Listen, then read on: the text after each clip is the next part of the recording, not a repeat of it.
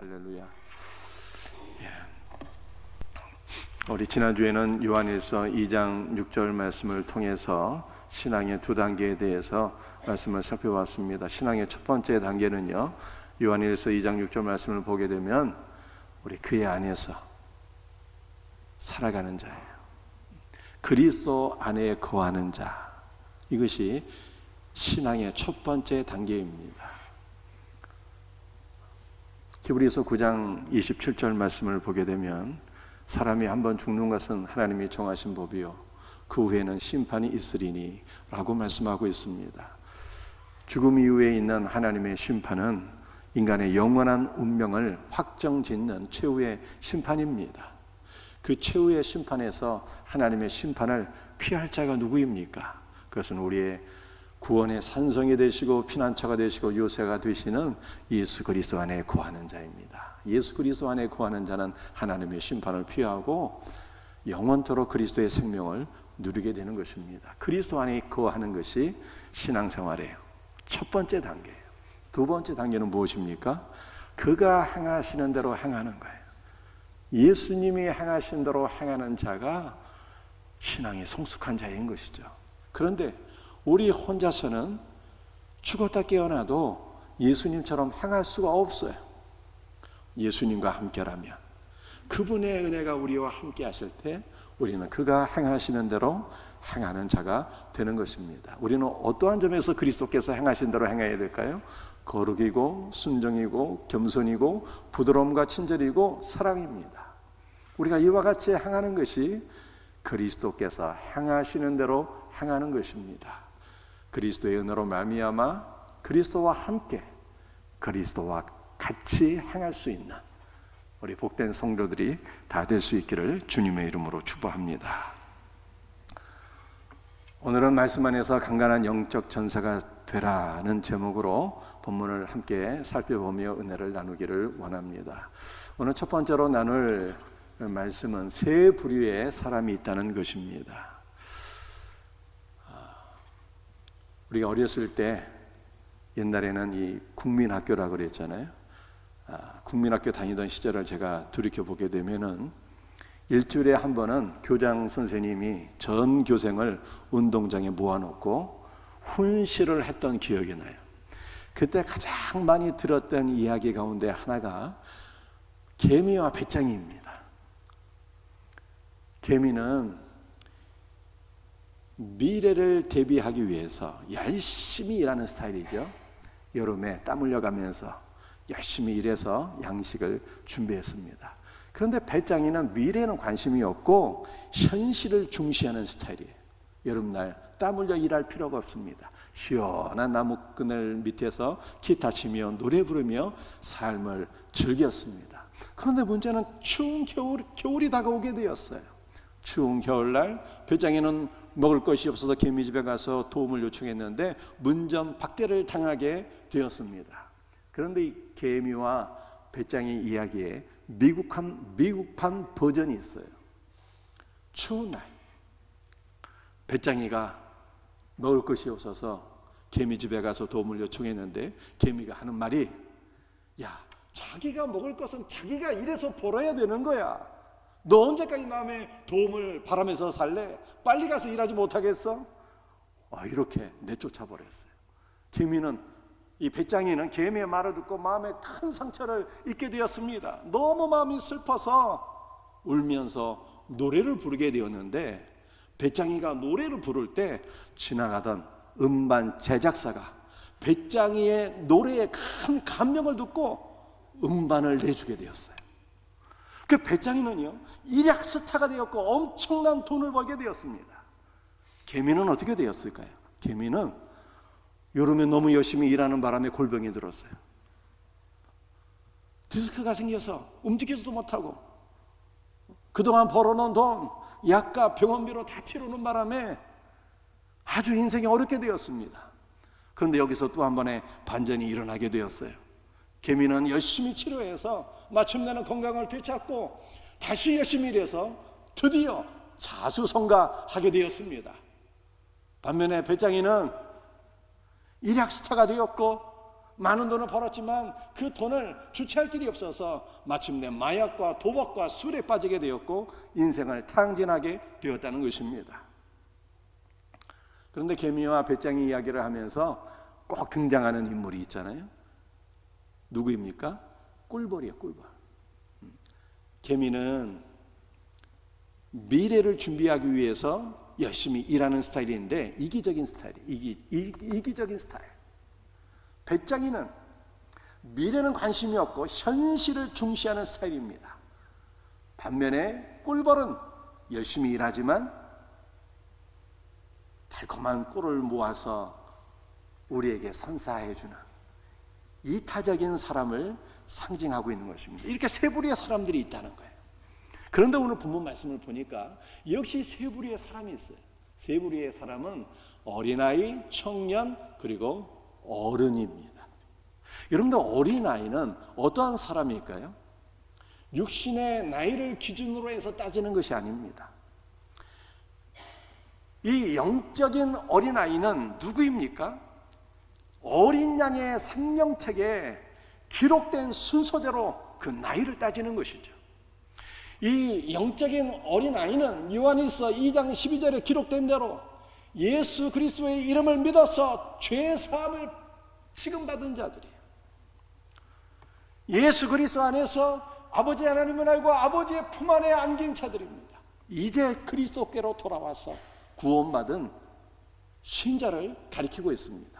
그런데 영적으로 믿음이 너무 약해서, 영적인 생명력이 너무 약해서 누군가의 도움을 받아야 될 분들이 영적 어린아이예요. 비록 나이는 많지만, 신앙의 연조가 오래되었지만 아직도 누군가의 영적인 도움을 필요로 하고 계신 분들은 영적인 어린아이입니다. 우리 모든 성도들이 누군가의 도움을 받은 영적 어린아이의 수준에서 누군가를 도울 수 있는 건강한 청년이 되고 아비가 될 수 있기를 예수 그리스도의 이름으로 축복합니다. 두 번째 부류의 사람은 청년입니다. 요즘 전 세계적으로 문제가 되고 있는 것은 캥거루족이죠. 캥거루족은 이미 육신적으로는 다 성장했는데 경제적으로 독립하지 못하고 계속 부모를 의지하는 자녀들을 가리키는 것입니다. 자녀들이 취업을 하면 경제적으로 독립을 해야 됩니다. 그리고 부모로부터 독립한 이후에는 배우자를 만나서 가정을 이루고 가정을 돌보는 사회에 책임이 있는 구성원이 되어야 하는 것입니다. 청년들은 사회를 돌보는 기둥이고 국방의 의무를 수호해야 될 나라의 일꾼들인 것입니다. 이것은 영적으로도 마찬가지죠. 영적으로 청년들은 나이가 어린 20대의 청년들을 가리키는 것이 아니라 영적인 전쟁에서 싸워서 이기는, 악한 자를 이기는 강건한 주의 군사들을 가리키는 것입니다. 원수 마귀를 대항할 수 있는 성령의 검과 성령의 능력을 소유한 자가 바로 청년인 것입니다. 신명기 1장 20절 말씀을 보게 되면 이스라엘 백성들은 출애굽한 이후에 20세 이상 된 자들을 계수해서 싸움에 나가게 되었습니다. 성경에서 청년들이라고 하는 것은 단순히 20세를 가리키는 것이 아니라 영적인 최전선에 나가서 악한 마귀를 싸워 이기고 왕국의 확장에 이바지할 수 있는 건강한 그리스도인들을 가리키는 것입니다. 이단의 모든 공격에 대항해서 말씀의 검으로 교회 공동체를 수호하는 자들, 이분들이 바로 청년들인 것입니다. 히브리서 5장 14절 말씀을 보게 되면 단단한 음식은 장성한 자의 것이라고 했는데 청년들은 어떠한 음식도 잘 먹는다 이 뜻이겠죠. 어떠한 말씀도 잘 소화시키고 어떠한 음식도 잘 먹는 사람들이에요. 최근에 같이 살고 있는 분이 유튜브 방송을 하도 좋아해갖고 같이 유튜브 방송을 듣게 됐는데 그 유튜브 방송은 다음 세대를 세우는 그 전문가의 강의였어요. 다음 세대를 어떻게 우리가 세워나갈 수 있을까? 그분이 1시간 동안 강의를 하는데 그 핵심 요지는 청년들을 잘 먹여야 된다는 거예요. 교회 안에서 인사 잘 안 하는 아이들, 말 안 듣고 일 안 하고 문제를 일으키는 청년들이 있다면 그거 지적하고 훈계하지 말고, 그건 꼰대 스타일이고, 무조건 잘 불러서 먹여줘야 된다는 거예요. 입이 열리면 마음이 열리게 된다고. 잘 먹여주면 먹여주는 사람 알아보고 인사도 잘하고 그 말을 잘 따르고 교회 일꾼이 된다는 것입니다. 그래서 제가 이렇게 사역을 돌이켜보니까 코로나 전에는 저도 이제 잘 먹여주려고 그래도 했던 것 같더라고요. 청년들과 함께 중국집에도 가고 고깃집에도 가고 그런 기억이 나더라. 그런데 언젠가 이 코로나 때문에 못하게 되었는데 그 강의를 다시 들으면서 앞으로 청년들 좀 더 잘 먹여줘야 되겠다 이런 생각이 막 들더라고요.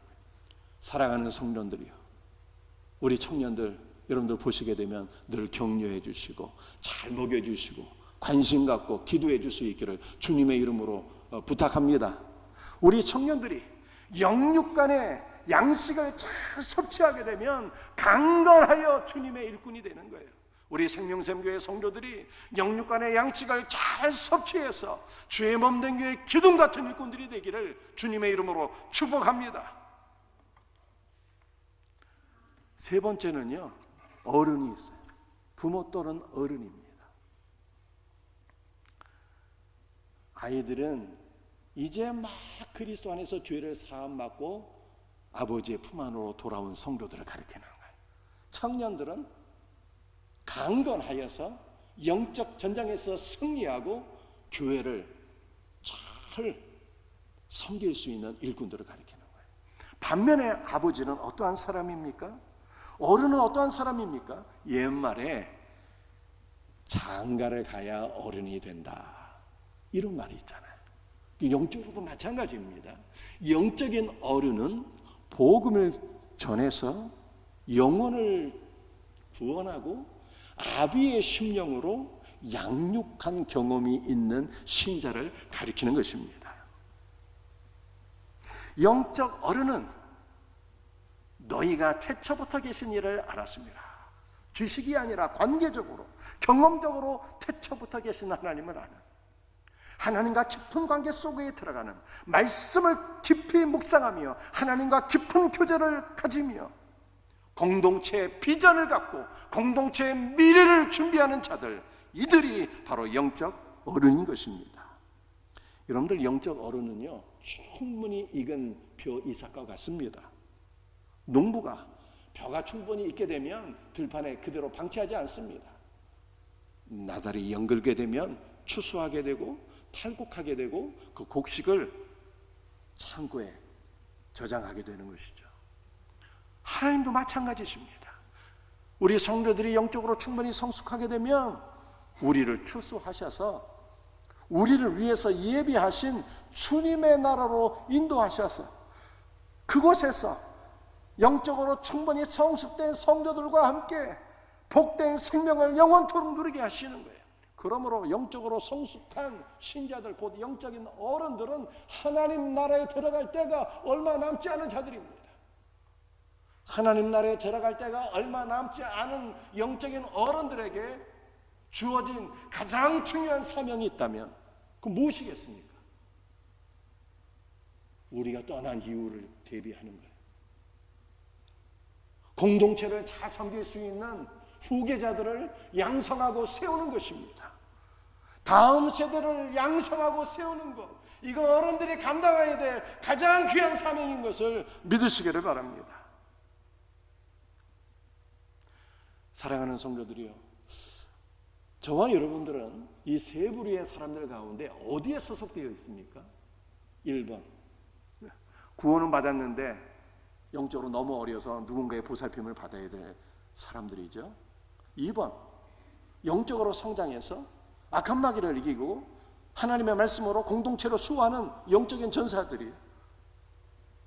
3번, 영적 어린아이들입니다. 영적 어른입니다. 영적으로 충분히 성숙해서, 그래서 출산의 경험이 있고 양육의 경험이 있으며 천국 갈 때가 얼마 남지 않았기 때문에 다음 세대를 세우는 것을 가장 중요한 사명으로 여기는 분들입니다. 여러분들 어디에 소속되어 계신가요? 여러분들 우리 모두는 2번과 3번에 동시에 소속되어야 될 것을 믿으시길 바랍니다. 모세와 여호수아와 갈렙은 80이 넘은 나이에도 영적인 전사로 쓰임을 받았습니다. 또한 그들은 충분히 성숙한 신자로서 다음 세대를 준비한 어른들이었어요. 때문에 하나님께서는 이 성숙한 신자들을 하나님 나라로 인도해 주셨습니다. 이 놀라운 은혜가 우리 모두에게 있기를 주님의 이름으로 축복합니다. 두 번째 우리가 나눌 말씀은 청년은 말씀 안에서 강한 전사이다. 창세기 3장 15절 말씀 같이 한번 읽어보겠습니다. 여자의 후손은 내 머리를 상하게 할 것이요. 여러분들 여자의 후손이 누구입니까? 예수님 가리키는 거예요. 예수님은 십자가의 죽으심과 부활로서 사탄의 머리를 깨부수시고 승리하셨어요. 그런데 여자의 후손은 또한 그리스도를 믿고 그리스도 안에 거하는 우리 성도들을 가리키는 것입니다. 우리는 예수 그리스도의 십자가 공로를 의지해서 그 공로를 힘입어서 악한 마귀의 권세를 날마다 이기고 승리하는 자인 것을 믿으시기를 바랍니다. 너무나도 복된 말씀이에요. 하나님께서 우리를 여자의 후손이라 말씀하셨고 여자의 후손인 예수 그리스도를 믿는 너희가 사단의 권세를 날마다 깨뜨릴 것이다. 그렇게 말씀하셨어요. 이 말씀대로 되어지기를 주님의 이름으로 축복합니다. 요한일서 2장 13절 말씀입니다. 함께 같이 읽겠습니다. 청년들아 내가 너희에게 쓰는 것은 너희가 악한 자를 이기었음이라. 청년들 어떤 사람들입니까? 악한 자를 이겼다라고 말씀하고 있습니다. 여러분들 악한 자를 이겼다는 것이 완료형이에요. 이미 악한 자를 이겼다는 거예요. 예수님께서 이미 악한 영 원수 마귀를 이기셨습니다. 우리는 예수님의 승리의 기초 위에서 날마다 악한 자를 이기는 자로 부르심받았고 날마다 악한 자를 이기는 삶으로 나가야 되는 것입니다. 이 놀라운 은혜가 저와 여러분들에게 있기를 주의 이름으로 축복합니다. 여러분들 구약성경 신명기 7장 1절 말씀이에요. 함께 같이 읽도록 합니다. 내 하나님 여호와께서 너를 인도하사 내가 가서 차지할 땅으로 들이시고 내 앞에 여러 민족 곧 너보다 많고 힘이 센 일곱 족속을 쫓아내실 때에 하나님께서 가나안의 일곱 족속을 내쫓으셨다고 이렇게 말씀하고 있어요. 가나안의 일곱 족속은 일곱 족속이 아니라 우리 안에 역사하는 악한 영들, 우리 안에 역사하는 악한 본성을 가리키는 것입니다. 여러분들 우리 안에 역사하는 악한 일곱 영들이 있는데 이 일곱 영을 주께서 내쫓아 주셨어요. 어떠한 영들이 있을까요? 해족속은 두려움의 영이고 기르가스는 헌동과 흑암의 영이고 아모리는 교만과 지식의 영입니다. 가나안은 낮은 자존감입니다. 브리스는 싸움과 혈기와 전쟁의 영입니다.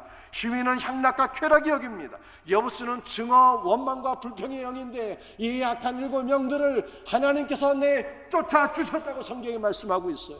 그러므로 하나님께서 우리 안에 역사하는 악한 영들을 다 내쫓아 주셨기 때문에 그리스도의 승리의 기초에서 우리는 악한 영들을 이기는 자가 된 것을 믿으시기를 바랍니다. 사랑하는 성도들이 우리는 어떻게 영적 전장에서 승리하는 자가 되는 것입니까? 우리 에베소 말씀을 한번 읽어보시겠습니다. 에베소 6장 16절 17절입니다. 모든 것 위에 믿음의 방패를 가지고 이로써 능히 약한 자의 모든 보라사를 소멸하고 구원의 특허와 성령의 검 그 하나님의 말씀을 가져라. 여러분들 우리 신자들에게는 너무나도 복된 은혜가 있는데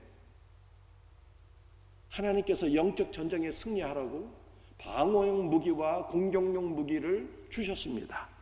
신자의 방어용 무기는 믿음의 방패입니다. 공격용 무기는 성령의 검, 즉 하나님의 말씀입니다. 그런데 원수 마귀에게는요 공격용 무기는 있는데 불화살이잖아요. 원수 마귀의 공격은 불화살 같은 맹렬한 공격입니다. 그런데 너무나도 감사한 것은 원수 마귀는 방어용 무기가 없어요. 방어용 무기가. 그러므로 성도들이 성령의 검, 즉 하나님의 말씀을 들고 하나님의 말씀을 선포하며 나가게 될 때 마귀는 절대로 신자들을 이길 수가 없습니다. 왜냐하면 방어용 무기가 없기 때문에 그래요. 우리가 하나님의 말씀을 선포하며 나갈 때 마귀가 할 수 있는 유일한 일은요, 도망치는 거예요. 그리스도의 이름으로 악한 자를 대적하고 하나님의 말씀을 선포할 때 사탄의 권세는 쫓겨날 것을 믿으시기를 바랍니다. 사랑하는 성도들이여, 그러므로 예수 그리스도를 믿는 우리의 입에서 모든 불만과 불평과 원망의 말을 그치십시다. 모든 부정적인 단어와 욕설을 그치십시다. 우리의 입에서 그리스도를 찬송하는 소리가 나와야 돼요. 우리의 입에서 감사의 선포가 있어야 됩니다. 우리의 입술에서 늘 기도가 끊이지 않아야 됩니다. 우리의 입술에서 하나님의 말씀, 복음이 선포되어야 됩니다. 자녀들에게 복음을 선포할 때 자녀들 가운데 역사하는 악령의 세력이 물러갈 것을 믿으시길 바랍니다. 우리의 모든 이웃들에게 그리스도의 말씀을 선포할 때 사탄은 물러가고 왕국이 확장되는 것입니다. 이 놀라운 은혜가 있기를 예수의 이름으로 축복합니다. 요한일서 2장 14절 말씀, 오늘 가장 중요한 말씀이, 함께 말씀을 같이 읽도록 합니다. 청년들아, 내가 너에게 쓴 것은 너희가 강하고 너희의 말씀이 너희 안에 거하며 너희가 흉악한 자를 이겼습니다. 청년들은 강한 자입니다. 그런데 육체적으로 힘이 강하다는 뜻이 아니에요. 영적으로 강한 거예요. 여러분들 청년들의 강함의 원천은 무엇입니까? 삼손의 힘의 원천은 머리털이었는데 청년들의 힘의 강함의 원천은 하나님의 말씀이에요. 그런데 요한은 단순히 하나님의 말씀이라 하지 아니하고 하나님의 말씀이 너희 안에 거하며 라고 말씀했습니다. 하나님의 말씀이 우리 안에 거하게 될 때 성령은 말씀을 통해서 힘을 얻고 날마다 강건한 자가 되고 승리하게 될 것을 믿으시기를 바랍니다. 모세가 5권의 책을 썼어요. 그 모세오경이라고 하잖아요. 모세오경의 마지막 책이 신명기입니다. 신명기는 새로운 계명이라는 뜻이 아니에요. 이 신자의 신자가 거듭 신자입니다. 거듭 기록된 계명, 다시 기록된 계명, 이런 뜻이에요. 신명기가. 이스라엘 백성들은요, 계명을 2번 받았습니다. 출애굽한 이후에 시내산에 도착해서 1년 동안 머물면서 모세가 하나님께로부터 계명을 받아서 이 계명을 이스라엘 백성들에게 전달해 주었어요. 이스라엘 백성들이 모세를 통해서 첫 번째 계명을 받았을 때에는 요단을 건너서 가나안에 들어가는 일에 실패했습니다. 너무 믿음이 부족해서 가나안에 들어가지를 못했어요. 40년 동안 광야를 배회하면서 그들은 영적으로 다시 훈련을 받아야 되었습니다. 그런데 40년이 지나서 이스라엘 백성들은 모세로부터 동일한 계명을 다시 듣게 되었어요. 이것이 신명기예요. 다시 기록된 계명이에요. 다시 들은 계명이 바로 신명기라는 뜻입니다. 이스라엘 백성들이 2번째 다시 계명을 들었을 때는 어떻게 되었습니까? 그들은 믿음으로 요단을 건너게 되었고 가나안 정복정정의 승리자가 되었으며 마침내 예루살렘 성전을 세우는 복된 일에 그들이 쓰임을 받게 되었어요. 여러분들, 이것은 말씀을 2번 듣는 것이 중요하다는 뜻입니다. 말씀을 2번 듣는데 첫 번째는 우리 귀로 듣고 2번째는 우리 마음으로 들을 때 이 말씀이 우리로 하여금 영적 전쟁에서 승리자가 되게 한다는 거예요. 말씀이 2번 기록되어야 돼요. 첫 번째는 종이에 기록되어지고 2번째는 우리의 심령의 말씀이 기록되어야 된다는 거예요. 우리의 심령에 하나님의 말씀이 기록되고 하나님의 말씀이 우리 안에 거하게 될 때 우리는 영적 전장에서 승리자가 되고 하나님 나라를 세우는 일에 우리 모두가 쓰임을 받게 된다는 것이 신명기의 말씀의 뜻인 것입니다. 그러므로 우리는 하나님의 말씀이 내 안에 거하고 있는가를 살펴야 돼요. 내 안에 하나님의 말씀이 충만해서 그 말씀이 나의 영과 생각을 사로잡고 하나님의 말씀이 내 삶에도 영향을 미치고 있는지, 그것을 늘 살펴보는 신자가 되셔야 돼요. 지난 9월 30일 날 테슬라의 AI 데이라는 것이 있었습니다. 신문을 보니까 그렇더라고요. 테슬라 AI 데이 때 일론 머스크가 개발한 로봇을 선보이는 날이었는데, 이 로봇이 이족 보행 로봇입니다. 휴먼 로봇이에요. 행사장에 등장을 하게 되었는데 갑자기 분위기가 싸해지게 되었어요. 말은 이족 보행 로봇이고 휴먼 로봇인데 제대로 걷지도 못하는 거예요. 뒤뚱뒤뚱 걸으면서 간신히 나타나서 사람들이 많이 실망을 하게 된 거예요.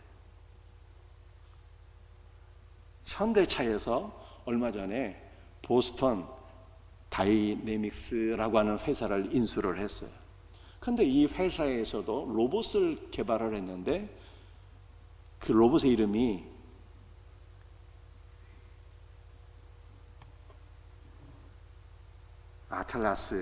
아틀라스라고 해요. 그런데 이 로봇은요, 정말 대단한 로봇입니다. 걷는 것은 기본이고요, 뛰고 달리고 점프도 하고 심지어는 댄스, 춤도 춰요.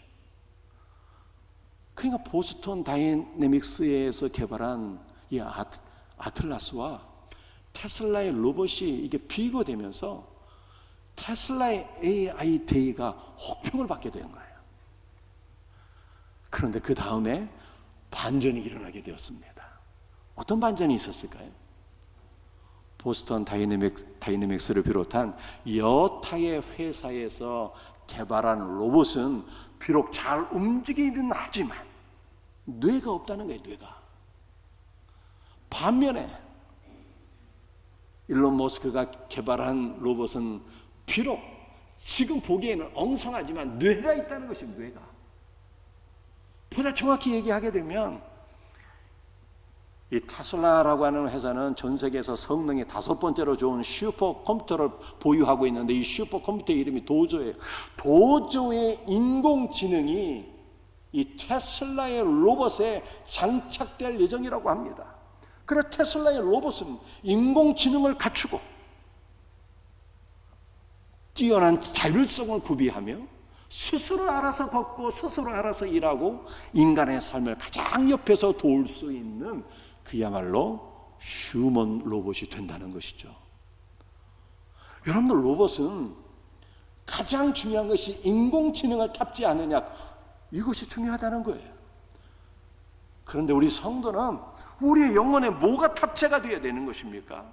우리의 영혼에 하나님의 말씀이 탑재가 되어야 되는 거예요.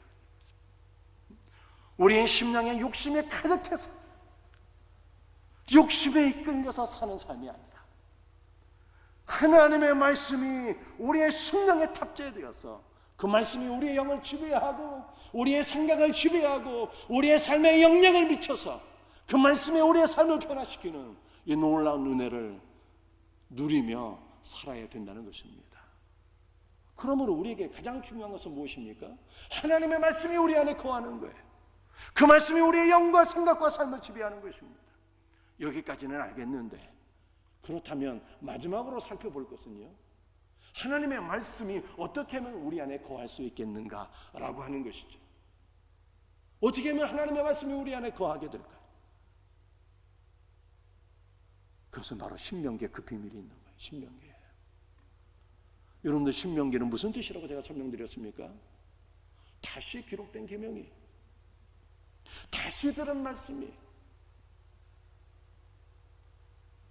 하나님의 말씀은 반복되어야 된다는 거예요. 주일날 들은 말씀도 반복해서 다시 듣고, 엉뚱한 거 듣지 말고 성경을 읽을 때도 반복하셔야 돼요. 여러분들, 성경은 성령의 감동으로 이루어진 책이기 때문에 성령의 조명, 깨닫게 하심의 은혜가 필요합니다. 성령의 은혜를 사모하며 먼저 기도하시되 반복해서 말씀을 읽으셔야 돼요. 여러분들 제가 설교 준비하는데 요한일서 2장을 한 번 읽고 말았겠습니까? 반복해서 읽는 거예요. 반복해서 읽게 될 때 놀라운 은혜를 여러분들이 경험하실 거예요. 처음에는 눈에 잘 안 들어왔는데 반복하게 되면 말씀이 심령에 새겨져요. 눈에 들어오게 되고 몰랐던 것이 하나하나 깨달아지게 되고 말씀이 우리 안에 새겨지게 되고 그 은혜가 우리의 심령에 충만해지게 되는 것입니다. 이것이 신명기의 이름에 들어간 놀라운 영적 비밀이에요. 사랑하는 성도들이요, 성경을 반복해서 읽으세요. 그럴 때 주의 말씀이 우리 안에 거하게 됩니다. 그럴 때 우리는 강건한 신자가 되는 것입니다. 영적인 전세가 되는 것이고 자녀를 낳고 양육하며 다음 세대를 세워나갈 수 있는 영적 아비가 되는 거예요. 말씀을 마치겠습니다. 세 부류의 사람이 있어요. 어린아이들, 예수 믿고 죄를 사함받은 신자들 얼마나 복됩니까? 그러나 아직 영적으로 어려서 보살핌을 받아야 될 자들입니다. 계속 어린아이의 수준에서 머물러 있으면 안 됩니다. 누군가를 보살필 수 있는 청년이 되고 아비가 되셔야 돼요.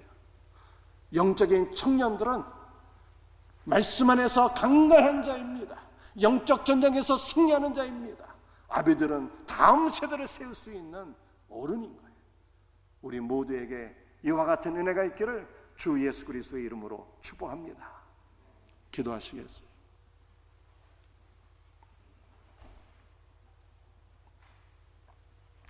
아버지 하나님 감사합니다.